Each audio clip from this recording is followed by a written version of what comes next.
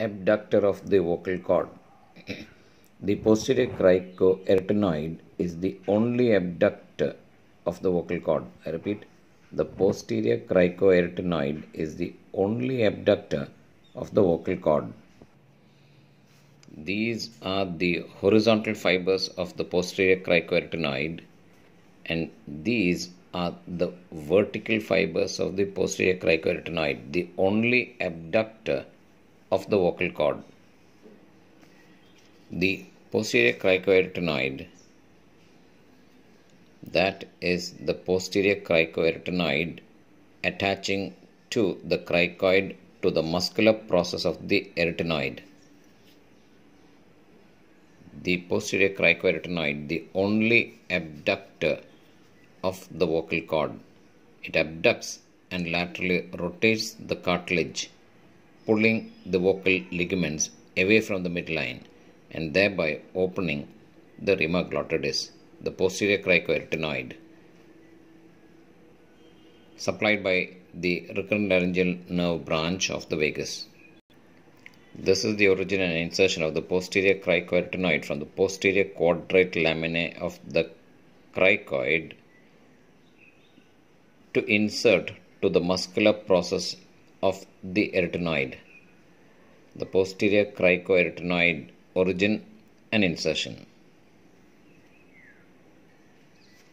The posterior cricoarytenoid arising from the posterior quadrate surface of the posterior quadrate laminae of the cricoid to insert into the muscular process of the arytenoid, and as it contracts, it rotates the arytenoid laterally, thereby opening the rima glottidis. The posterior cricoarytenoid from the cricoid to the muscular process of the arytenoid, the abductor of the larynx, and as it contracts, the arytenoid rotates laterally, opening thereby the rima glottidis. In abductor spasmodic dysphonia, the posterior cricoarytenoid muscles are injected with botulinum toxin to relieve the spasms. How are they injected? They are injected using an EMG guided percutaneous technique, and the injections are performed by manually rotating the larynx away from the site of the intended injection. The posterior cricoarytenoid muscle is identified by EMG recording using a needle inserted posterior to the posterior edge of the thyroid lamina. The needle is advanced to the inferior constrictor muscle and then out under EMG guidance to find the posterior cricoarytenoid muscle. It is called the posterolateral approach. The patient is asked to sniff in order to activate the muscle and to swallow to stop its activity. And this is how the needle is advanced to inject into the posterior cricoarytenoid in cricoarytenoid spasmodic dysphonia,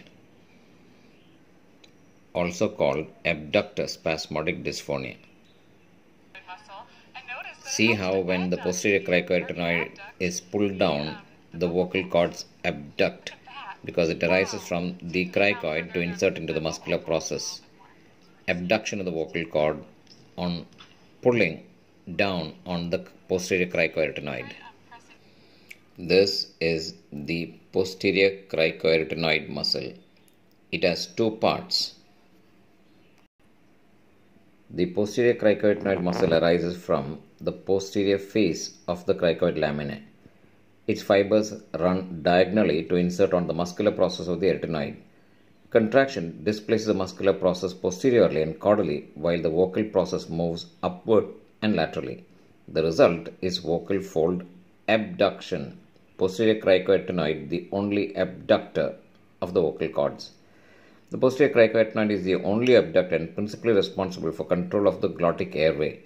The posterior cricoarytenoid muscle effects motion at the cricoarytenoid joint in two planes by its two separate muscular bellies. The medial portion of the posterior cricoarytenoid, which is a horizontal belly, arises from the posterior cricoid laminae, courses obliquely in a superolateral fashion to insert on the medial aspect of the muscular process, whereas the vertical belly, which is the lateral portion, runs in a more vertical fashion to insert on the lateral side of the muscular process. And because of the slightly different positions and orientations, contraction of each muscle belly in isolation causes cricoarytenoid joint motion about a different oblique axis. The horizontal belly has been shown in cadaver studies to cause motion in a more vertical axis, which is true vocal fold abduction, while the vertical belly keeps the arytenoid upright and has a major role in vocal fold length and tension. The posterior cricoarytenoid muscle anatomy serves as a key landmark for arytenoid adduction surgery. The posterior cricoarytenoid, the only abductor of the vocal cords.